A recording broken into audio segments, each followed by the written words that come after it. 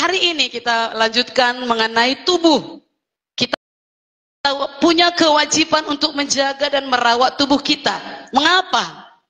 Karena yang pertama itu tadi, tubuhmu adalah, kita katakan tubuhku adalah bait Roh Kudus.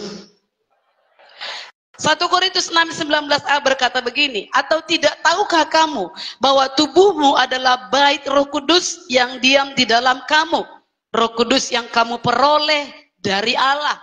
Kalau kita baca di Perjanjian Lama, Daud berencana membangun bait suci. Dia berencana membangunnya dari batu, dari kayu, dari perak, dan dari emas. Pertanyaannya, apakah Tuhan memerlukan rumah untuk tinggal? Sebenarnya tidak. Karena Allah itu roh. Ia hadir di mana-mana. Tetapi Daud ingin agar Tuhan mempunyai rumah yang tetap di mana orang-orang datang menyembah Dia dan mempersembahkan korban. Dan memang Tuhan senang dengan rencana Daud itu. Maka Tuhan mengutus salah seorang nabinya untuk mengatakan kepada Daud bahwa Tuhan setuju akan apa yang direncanakan Daud. Nah, itu Perjanjian Lama dulu. Nah, bagaimana dengan masa sekarang ini? Apakah masih sama seperti dalam Perjanjian Lama? Tentu tidak sama.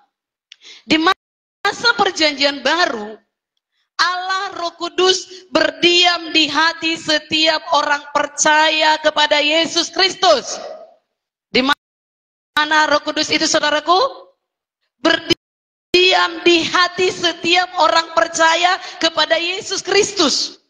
Yaitu kita semua yang sudah percaya dimeteraikan oleh Roh Kudus. Mari kita baca Efesus 1 ayat 13 sampai 14. Efesus 1 ayat 13 sampai 14. Sama-sama 1, 2, 3. Di dalam Dia kamu juga, karena kamu telah mendengar firman kebenaran, yaitu Injil keselamatanmu. Di dalam Dia kamu juga, ketika kamu percaya, dimeteraikan dengan Roh Kudus yang dijanjikannya itu. Dan Roh Kudus itu adalah jaminan bagian kita sampai kita memperoleh seluruhnya, yaitu penebusan yang menjadikan kita milik Allah untuk memuji kemuliaannya. Wow. Jadi Roh Kudus itu sudah diberikan kepada kita sejak kita percaya pada Yesus. Di sini dituliskan Allah telah memberi Roh Kudus kepada orang-orang Efesus saat mereka percaya. Dan Ia juga telah memberikan Roh Kudus kepada kita saat kita percaya kepada Tuhan Yesus sebagai juru selamat kita, dan Dialah jaminannya. Haleluya. Sekarang kita belum ke sorga, tapi nanti waktu Yesus datang, jaminannya adakah Roh Kudus di dalam kita. Jadi mengapa kita harus merawat, menjaga tubuh kita? Karena tubuh kita adalah bait. Yang kedua, tubuh kita bukan milik kita, tapi milik Tuhan. Dikatakan tadi 1 Korintus 6 ayat 19b sampai 20a. Dan bahwa kamu bukan milik kamu sendiri. Milik siapakah saudara? Bahwa kamu bukan milik kamu sendiri. Jadi jangan suka hati kita terhadap tubuh kita ini. Emang lo siapa? Kalau ada yang negor. Emang lo siapa? Gua ya gua, lo ya lo. Itu orang Jakarta. Saya dan saudara berkata, aku milik Tuhan. Sebab kamu telah dibeli dan harganya telah lunas dibayar. Tubuh kita bukan milik kita, tetapi milik, ayat ini tegas berkata, dibeli dengan harganya lunas dibayar. Saudara, seharga darah Yesus. Jangan jual murah. Jangan jual murah, karena saudara mahal. Katakan, saya mahal di hadapan Tuhan. Jadi sesuai dengan Roma 12 ayat 1, kita harus mempersembahkan tubuh kita ini sebagai persembahan yang hidup, yang kudus, dan yang berkenan kepada Allah. Sebab itu adalah ibadah kita yang sejati. Dan tubuh kita ini dilengkapi dengan panca indera yang sebelum kita lahir baru tentunya kebanyakan menjadi alat dosa.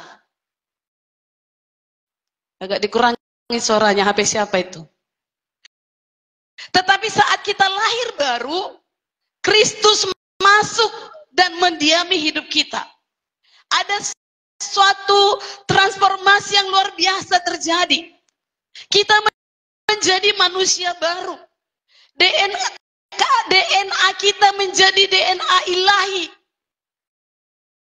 Ada suatu perubahan yang menakjubkan pada panca indera kita, yakni kita mempunyai panca indera yang terlatih untuk membedakan yang baik daripada yang jahat. Haleluya.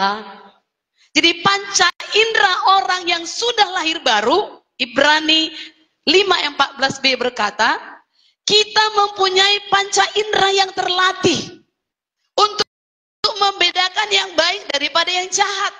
Kalau dulu bahasa Bataknya sama sudah, nah itu dia. Tapi setelah lahir baru bisa kita bedakan mana baik, mana jahat. Nah, panca indera yang pertama yaitu mata, penglihatan kita. Matius 6:22-23 berkata, mata adalah pelita tubuh. Sama-sama kita baca, 1, 2, 3. Mata adalah pelita tubuh. Jika matamu baik, teranglah seluruh tubuhmu. Jika matamu jahat, gelaplah seluruh tubuhmu. Jadi jika terang yang ada padamu gelap, betapa gelapnya kegelapan itu.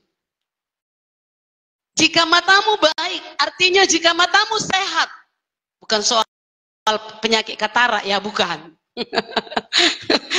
Nah saudaraku, tadinya mata kita hanya mampu melihat apa yang kelihatan di sekitar kita. Sekarang kita mampu melihat apa yang tidak kelihatan, amin. Yaitu kita bisa melihat cahaya Injil kemuliaan Kristus yang adalah gambaran Allah. Orang di luar sana nggak melihatnya, dibutakan dia. Tapi saya dan saudara yang sudah lahir baru, kita bisa melihat cahaya Injil, amin. Kita bisa melihat keajaiban-keajaiban dari firman Tuhan. Mazmur 119 ayat 18. Kita nggak lagi asal baca, yang penting baca, enggak. Tapi kita bisa melihat keajaiban Tuhan. Tadi pagi kami bersama anak muda-mudi yang encounter, kami baca Amsal hari ini. Saya tanya satu persatu, apa yang kau dapat? Apa yang kau dapat? Yang loading dapat. Tapi yang asal nggak dapat. Lewat. Pas. Apakah saya biarkan lewat? Enggak. Saya balik lagi. Apa yang kau dapat?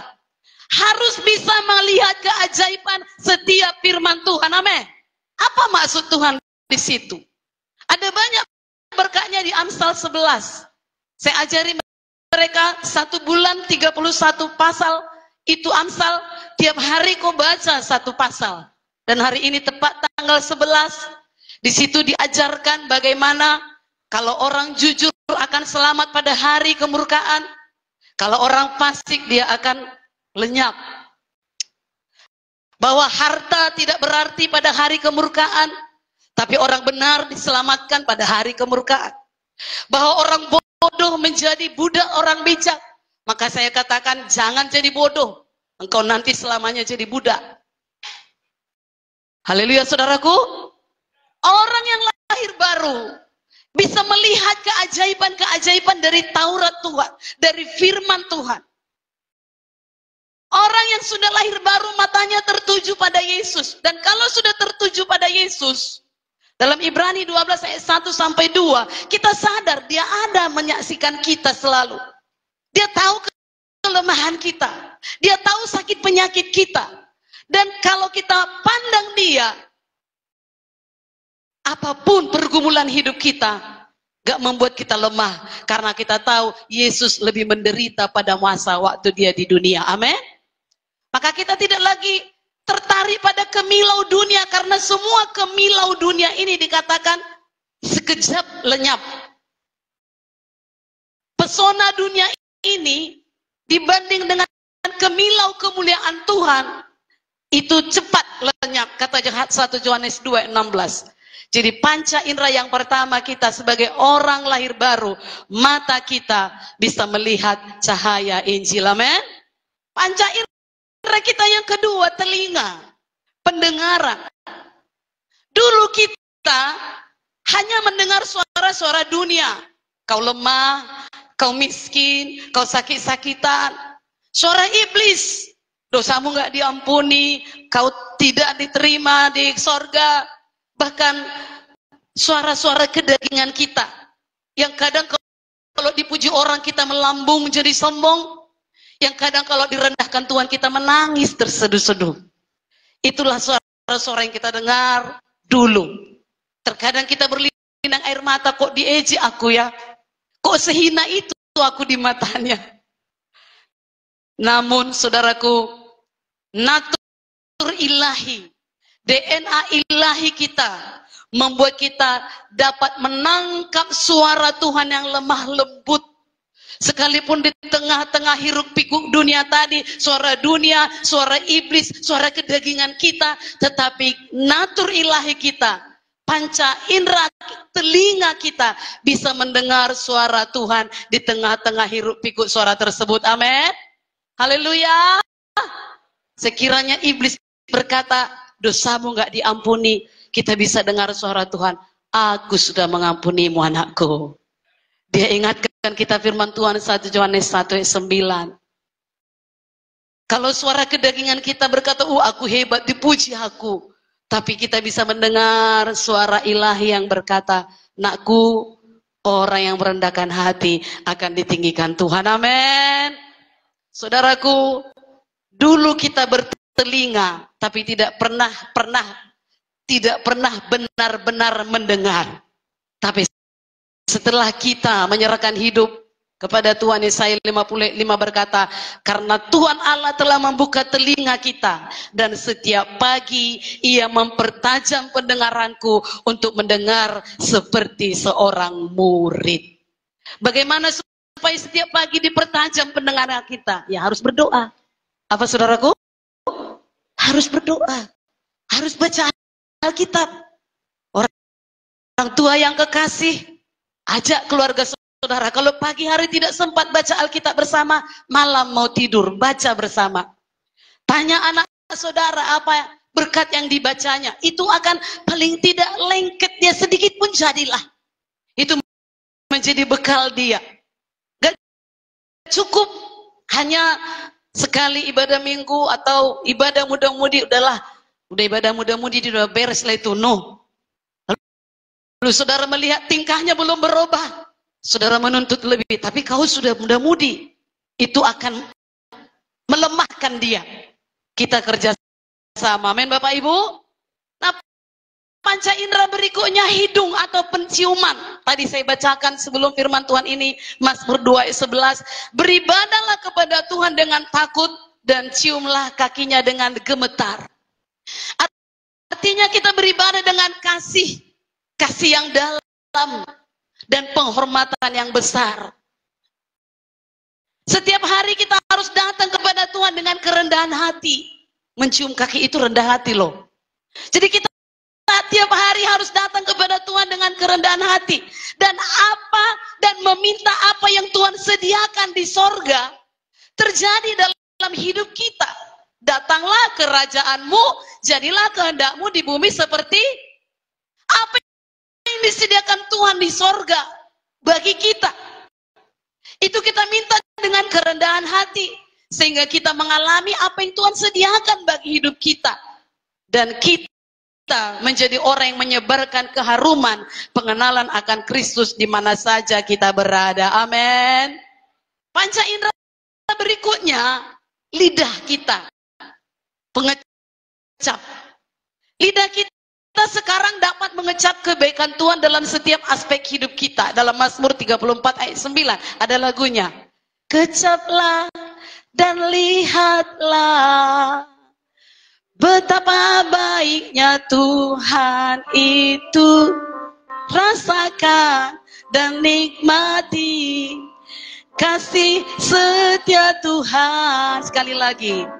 Kecaplah dan lihatlah betapa baiknya Tuhan itu. Rasakan dan nikmati kasih setia Tuhan.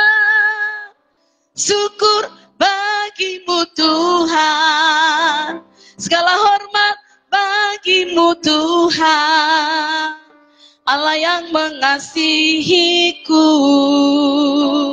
Allah yang memeliharaku selamanya.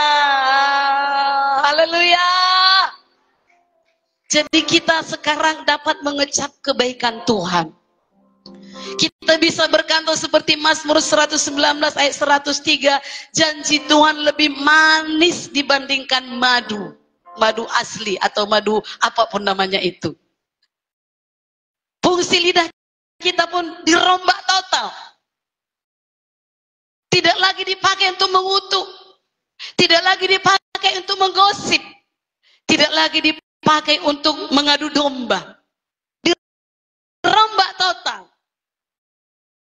Melainkan Yesaya 54, dengan perkataan aku dapat memberi semangat baru kepada orang yang letih lesu. Itu sekarang lidah orang lahir baru. Katakan, lidah saya dirombak total. Haleluya. Kalau dulu suka cakap kotor, berubahlah. Atau sekarang masih suka cakap kotor, berubahlah. Goncang kiri kanan saudara, woi berubah. Haleluya. Saya masih dengar itu muda-mudi kita itu, masih banyak yang cakap bukan kotor secara apa ya, kasar. Ya, jadi harus pelan-pelan memang diajari. Mungkin di sekolahnya begitulah. Atau dia lihat dari gamenya, cakap-cakap kasar di situ. Lalu kalau misalnya timbul sesuatu di hatinya langsung keluar cakap kasar tersebut. Nah, saya dan saudara, panca indera kita harus terlatih mengucapkan perkataan yang memberi semangat kepada orang. Coba dulu semangat di kiri kanan saudara. Sesuatu ucapkan. Kamu bisa, saudaraku. Kamu orang yang diberkati Tuhan. Semangat, semangat. Haleluya. Kiranya mulai hari ini di rumah saudara tidak ada lagi yang cakap kotor. Haleluya. Kalau ada yang cakap kotor, katakan tutup. Tapi itu kasar juga ya. Tapi saudara berkata, sudah dirombak. Jangan lagi kembali. Tidak lagi dipakai untuk cakap-cakap kotor, menebar gosip, mengadu domba, mengutuk, atau hal lainnya yang buruk. Tetapi dengan perkataan kita, kita memberi semangat kepada orang-orang lain. Amin. Kemudian panca indera berikutnya, tangan kita, peraba. Mazmur 24 ayat 3-4 dikatakan, siapakah yang boleh naik ke atas gunung Tuhan? Siapakah yang boleh berdiri di tempatnya yang kudus? Orang yang bersih tangannya dan murni hatinya, yang tidak percaya kepada berhala atau bersumpah demi dewa palsu. Tuhan memberi kita tangan untuk digunakan dengan cara yang kudus. Karena Tuhan itu kudus, kita harus kudus dalam hidup kita juga dalam tangan kita. Karena dikatakan siapa yang bisa menyembah Tuhan? Orang yang bersih tangannya. Bukan kotor oleh kayak tangan saya oleh cat rambut jadi kotor, bukan itu maksudnya. Ya, tapi tangan kita ini tidak lagi menjamah dosa. Amin. Tangan kita digunakan memberkati orang lain. Haleluya. Tangan kita digunakan memberkati sesama. Tepuk-tepuk dulu punggung Kalau istrinya di sampingnya, diberkatilah kau istriku. Atau suaminya, diberkatilah kau suamiku. Atau anaknya, atau siapapun. Tangan kita digunakan, dapat digunakan untuk memberkati sesama. Amin. Tangan kita dapat digunakan untuk memberkati gereja. Siapa gereja itu? Saya dan saudara.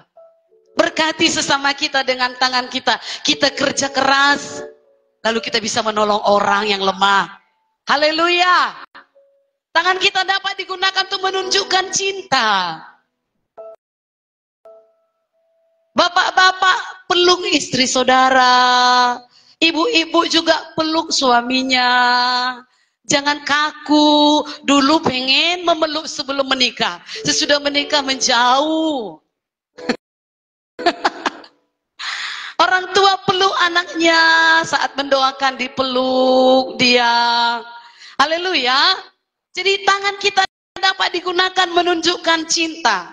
Tunjukkan cinta pada saudara kita, pada keluarga kita. Tapi jangan salah ya. Yang laki-laki bukan sejenis lalu LGBT, enggak. Bukan itu namanya ya. Nah, saudaraku, tangan kita ini juga sangat berguna menjamah Tuhan dengan iman. Dalam Lukas 8 ayat 43 sampai 44 dikatakan di sini, adalah seorang perempuan yang sudah 12 tahun menderita pendarahan dan yang tidak berhasil disembuhkan oleh siapapun. Ia lalu mendekati Yesus dari belakang dan menjamah jubahnya. Dan seketika itu juga berhentilah pendarahannya. Saudara bisa mengangkat tangan ke sorga. Saudara bisa memuji Tuhan dan berdoa.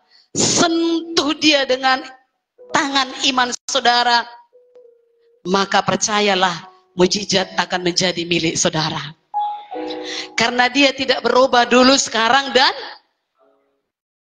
kalau dulu wanita pendarahan ini menjamah jubahnya saja pun pendarahannya berhenti. Datang jamah Tuhan di hadiratnya dengan iman saudara. Aku butuh mujizat ini Tuhan. Haleluya. Jadi dalam Kristus kita menjadi manusia baru dengan panca indera yang sudah diubahkan menjadi sangat peka dan tajam. Melihat, mendengar, mencium, mengecap, dan meraba hal-hal ilahi. Tidak lagi hal-hal duniawi, walau kita masih di dunia. Nah yang ketiga, mengapa kita harus menjaga dan merawat tubuh kita? Karena tubuh kita harus memuliakan Tuhan. Dikatakan ayat 20b dari 1 Korintus 6, karena itu muliakanlah Allah dengan bagaimana caranya?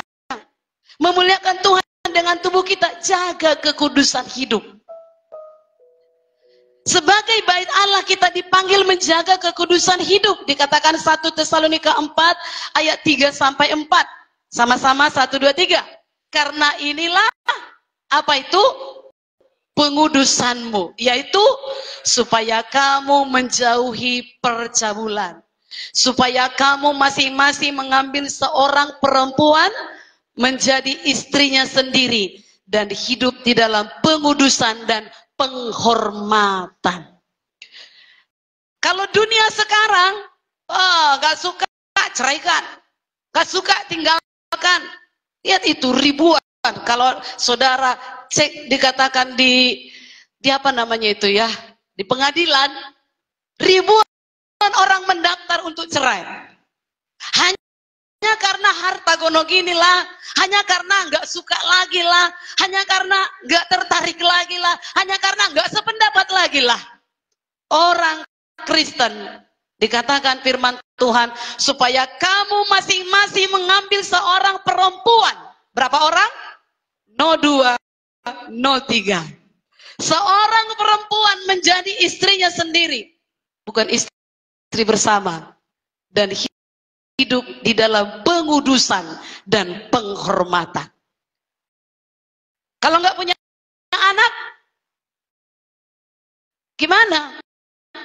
Suku kita kan harus menghormati marga, harus ada anak.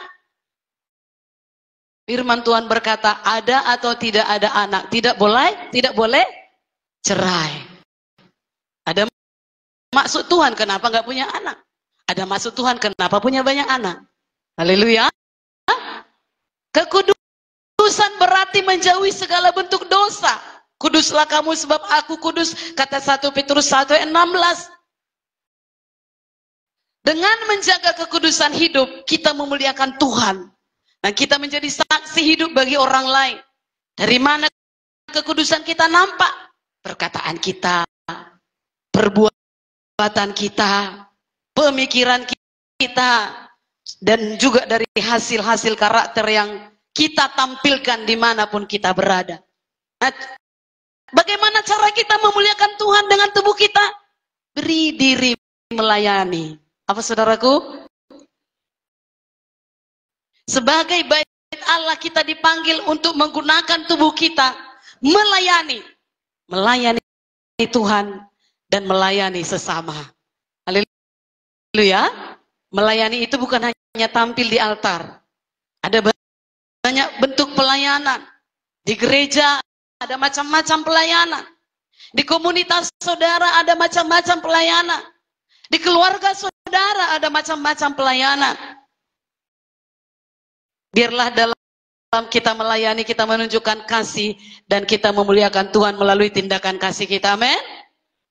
Bagaimana lagi cara kita memuliakan Tuhan dengan tubuh kita? Jaga kesehatan. Apa saudaraku? Jaga kesehatan tubuh kita. Itu adalah tindakan memuliakan Tuhan. Tubuh kita adalah ciptaan Tuhan, dan semua ciptaannya pada awalnya adalah baik.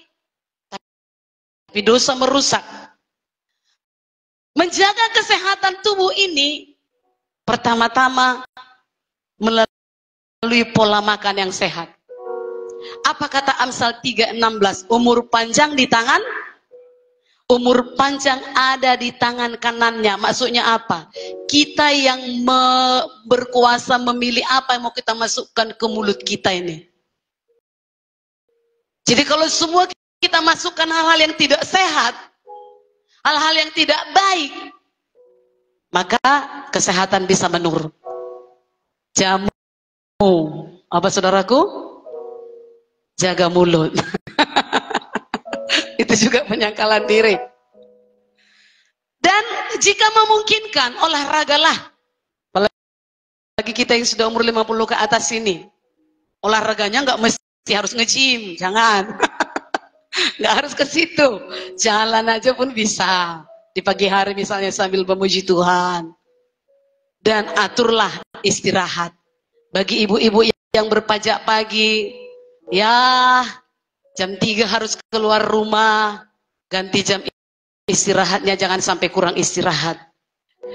Karena sehebat-hebatnya pun saudara bekerja, Paulus berkata, ada makan dan pakai cukuplah. Jangan terlalu, semua yang terlalu itu gak baik. Memang kita harus diberkati. Memang kita, firman Tuhan berkata, dia pun suka kita kaya. Tapi jangan sampai saudara porsir gak ada waktu istirahat. Haleluya. Ini ada pula orang kebanyakan istirahat pula, itu bahaya. Jadi harus normal lah, amin. Ya normalnya aturlah istirahat saudara, jangan sampai saudara pula, jangan sebaliknya ya, kebanyakan istirahat pun salah, enggak ada istirahat pun salah. Ada hikmat diberi Tuhan, amin. Tubuh yang sehat memungkinkan kita untuk melayani Tuhan dengan maksimal. Kalau kita sakit-sakitan tentu kurang maksimal. Itu sebabnya sebagai bait Allah, biarlah hidup kita memancarkan kemuliaan Tuhan. Kita hidup sehat. Haleluya. Katakan lagi kiri kanan saudara, mari kita hidup sehat saudaraku. Dan bagaimana lagi kita mempermuliakan Tuhan dengan tubuh kita? Jangan merusak tubuh. 1 Korintus 3:16-17. Apa katanya? 1, 2, 3. Tidak tahukah kamu bahwa kamu adalah bait Allah dan bahwa roh Allah diam di dalam kamu. 17. Jika ada orang yang membinasakan bait Allah, maka Allah akan membinasakan dia. Sebab bait Allah adalah kudus, dan bait Allah itu ialah kata membinasakan di sini dalam bahasa Yunani pitero, ya. Artinya mengotori, menodai, mencabuli, merusakkan. Jadi kalau ada orang yang merusakkan tubuhnya, menodai tubuhnya dengan percabulan, perzinahan, merusakkan tubuhnya dengan rokok, narkoba, miras, dan lain sebagainya itu, mencabuli dirinya dengan pencemaran seksual, itu lebih parah lagi, merusak tubuhnya dengan bunuh diri, itu sudah lebih parah. Maka dia adalah sasaran penghakiman Allah. Tuhan sendiri yang membinasakan. Katakan kiri kanan saudara, jangan rusak tubuhmu. Haleluya. Tubuh kita ini sangat-sangat berharga, sangat-sangat berarti. Sampai-sampai sekalipun satu hari nanti tubuh kita ini berhenti berfungsi dan kembali kepada tanah, tapi Tuhan akan membangkitkan tubuh kita. Dan kemudian diubahnya menjadi tubuh kemuliaan. Demikian sangat berartinya tubuh kita. Itu sebabnya jangan rusak tubuh saudara. Haleluya. Saya ajari muda-mudi ini, siapa yang sudah merokok di sini, ada yang ngaku, ada yang enggak. Ada saya bilang Amsal 15 ayat 3 apa katanya anakku? Enggak ada yang ngadu, enggak ada yang ngasih tahu. Mata Tuhan ada di segala tempat. Rokok merusak tubuhmu, narkoba merusak tubuhmu, minuman keras merusak tubuhmu, emot merusak tubuhmu. Kalau kau celaka gimana? Games itu merusak matamu, merusak tubuhmu, juga merusak mata pencaharian. Karena itu perlu paket. Dan merusak otak, menjadi lamban, gak fokus lagi belajar. Mudah-mudi jangan rusak tubuhmu. Kita semua jangan rusak tubuh kita. Haleluya. Nah begitulah kita memuliakan Tuhan dengan tubuh kita. Dikatakan tadi, muliakanlah Tuhan dengan tubuhmu. Beri hidupmu melayani Tuhan, melayani sesama. Jangan rusak tubuhmu. Dan poin selanjutnya, mengapa kita harus menjaga dan merawat tubuh kita supaya mampu melakukan pekerjaan-pekerjaan besar bagi Tuhan. Seperti Kaleb. Di dalam Yosua 14 ayat 10 sampai 11 dikatakan, jadi sekarang telah berumur 85 tahun aku hari ini. Sudah ada 85 tahun di sini? Belum ada ya, kita kejar. Pada waktu ini aku masih sama kuat seperti pada waktu aku disuruh Musa. Seperti kekuatanku pada waktu itu, demikianlah kekuatanku sekarang untuk berperang dan untuk keluar masuk. Bayangkan, di usia 85, Kaleb masih bisa berperang merebut Hebron. Tahu kau saudara, Hebron itu, di situ orang-orangnya raksasa. Di mana dulu waktu disuruh pengintai-pengintai, mereka insecure, mereka gak berani. Mana mungkin kita ini belalang, gak akan bisa kita lawan orang itu raksasa. Itulah di Hebron itu. Dalam Yosua 14 ayat 15, nama Hebron dahulu ialah Kiryat Arba. Arba ialah orang yang paling besar di antara orang enak.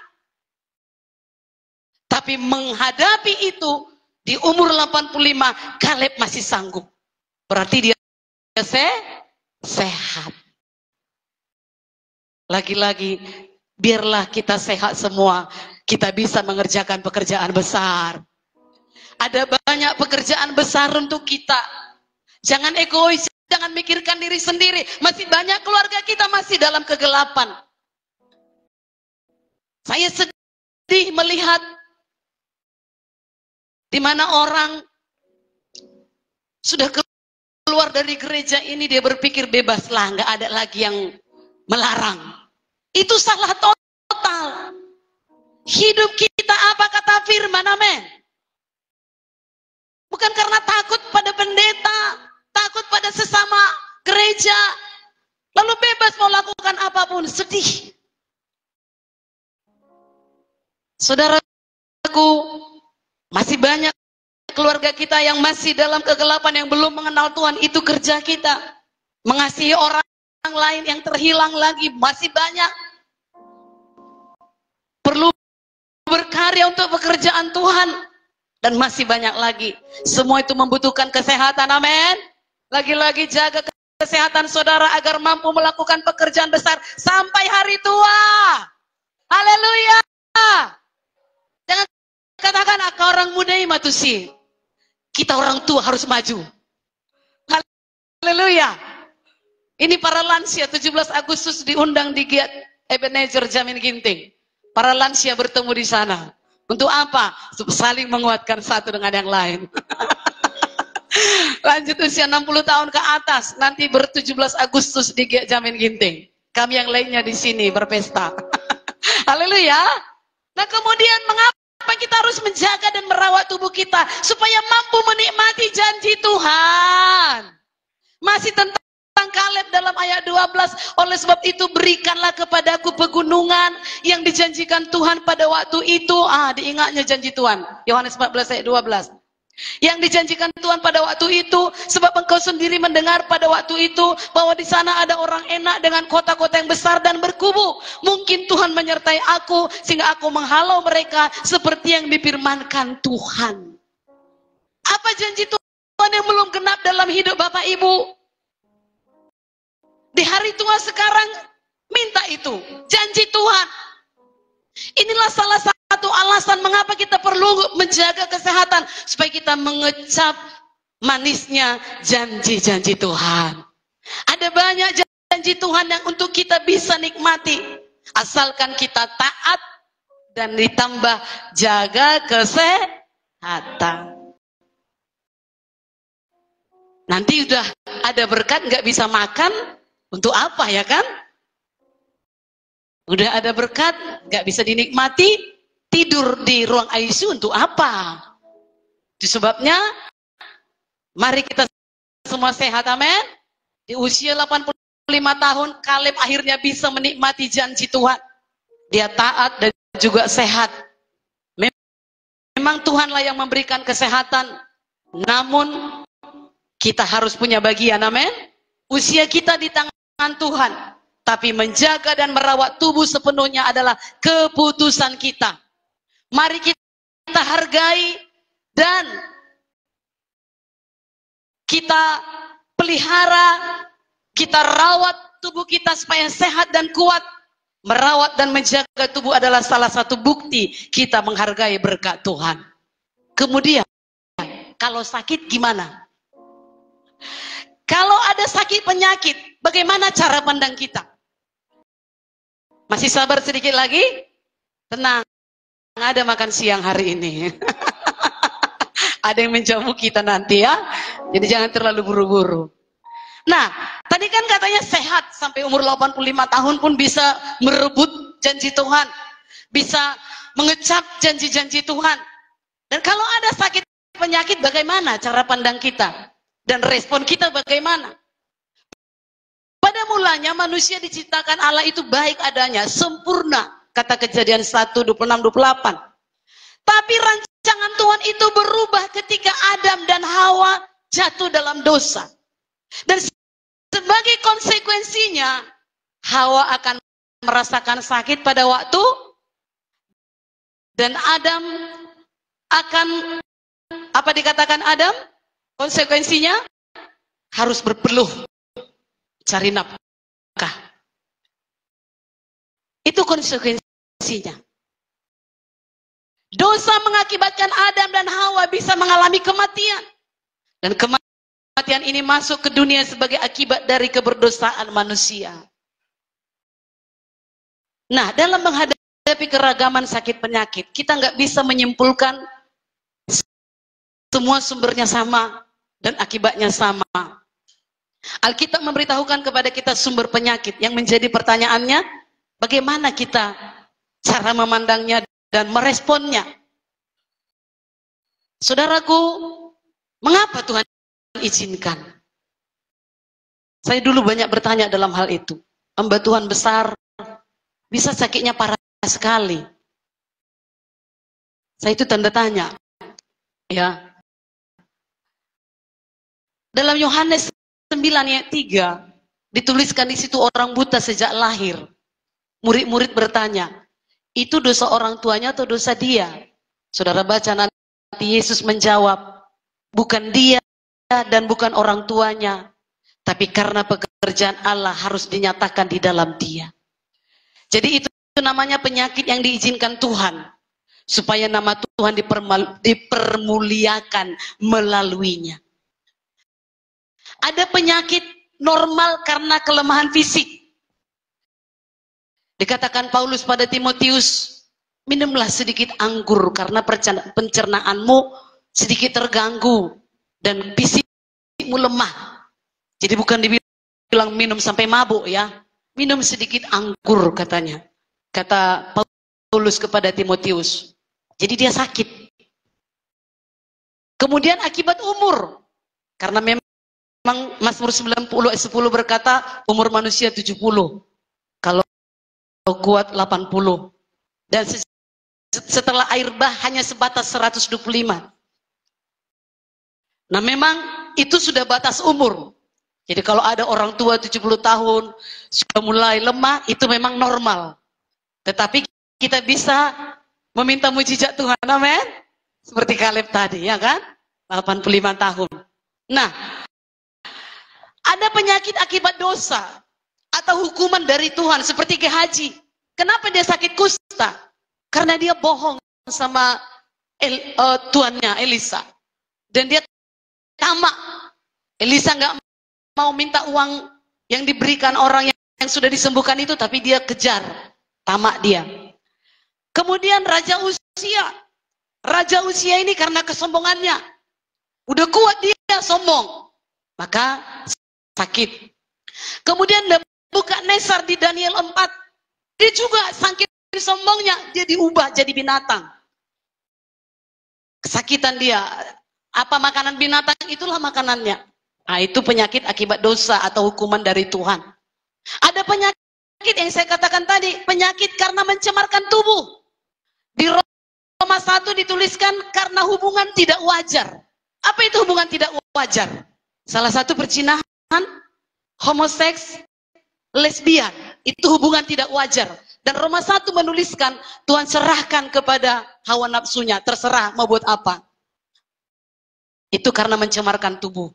Dan sakit AIDS itu maksudnya sudah mencemarkan tubuh, sakit yang nggak wajar lah, dan lain sebagainya penyakitnya. Ada memang penyakit karena suruhan iblis. 2 Korintus 12 seperti Paulus, ada duri dalam daging. Nah, kalau salah satu dari itu ada pada kita, respon kita, jika diizinkan Tuhan mengalami hal itu, mari kita mengandalkan kuasa Tuhan. Dan itu pembentukan karakter. Adakah kita percaya dia penyembuh? Adakah kita percaya tubuh kita ini adalah dia yang apa namanya itu ya? Kalau dia apa itu dijahitnya. Dia yang membentuk kita, dia tahu yang mana yang rusak. Yang mana yang nggak berfungsi lagi. Tuhan tahu. Dan dibentuk karakter kita untuk bisa berserah penuh kepada dia, mengandalkan kuasanya. Itu juga melatih kita untuk semakin taat kepada firman Tuhan dan berkomitmen hidupi firman. Apa yang dikatakan Mazmur 119 ayat 71? Mazmur 119 ayat 71, apa dikatakan di sana? Mazmur 119 ayat 71. Bahwa aku tertindas itu baik bagiku, supaya aku belajar ketetapan-ketetapanmu. Adakah saudara tertindas karena penyakit? Susah saudara karena penyakit? Itu baik supaya aku belajar ketetapan-ketetapanmu. Tidak mempersalahkan siapapun, tidak menuduh diri sendiri, memang aku orang berdosa, memang aku jahanam, memang aku gak berguna. No, tapi belajar pada ketetapan-ketetapan Tuhan. Kemudian melatih kita menjadi anak-anak Tuhan yang kuat iman dan mental. Ibrani 12:6-12 menuliskan, orang yang kukasihi, kuhajar, kutegur, kata firman Tuhan. Dan kalau itu diizinkan Tuhan, kita menjadi berkat bagi orang lain, untuk melayani orang lain dalam situasi yang sama. Kita disembuhkan dari sakit penyakit itu, lalu kita melayani orang yang sama, itu juga memberkati orang lain. Atau kita masih sakit tapi kita tetap semangat, itu juga bisa memberkati orang lain. Amin. Kita bersyukur karena memiliki Tuhan Yesus sang sumber kesembuhan bagi kita. Amin. Ia telah menanggung semua penyakit kita di kayu salib. Apa harga yang dibayarnya? Kita baca 2 ayat terakhir. Yesaya 53 ayat 5. 2 ayat terakhir ini ya. Yesaya 53 ayat 5. Penyanyi pemisi sudah bisa mulai bergerak. Yesaya 53 ayat 5, 1, 2, 3. Tetapi dia tertikam oleh karena pemberontakan kita. Dia diremukkan oleh karena kejahatan kita. Ganjaran yang mendatangkan keselamatan bagi kita ditimpakan kepadanya. Dan oleh bilur-bilurnya kita menjadi, bayangkanlah itulah bayaran, harga yang dibayar oleh Yesus untuk kita. Dia tertikam oleh karena pemberontakan kita. Dia diremukkan oleh karena kejahatan kita. Oleh bilur-bilurnya kita menjadi, terimalah kesembuhan saudara, amin. Kesembuhan ilahi adalah mujizat yang disediakan Tuhan kepada setiap orang percaya.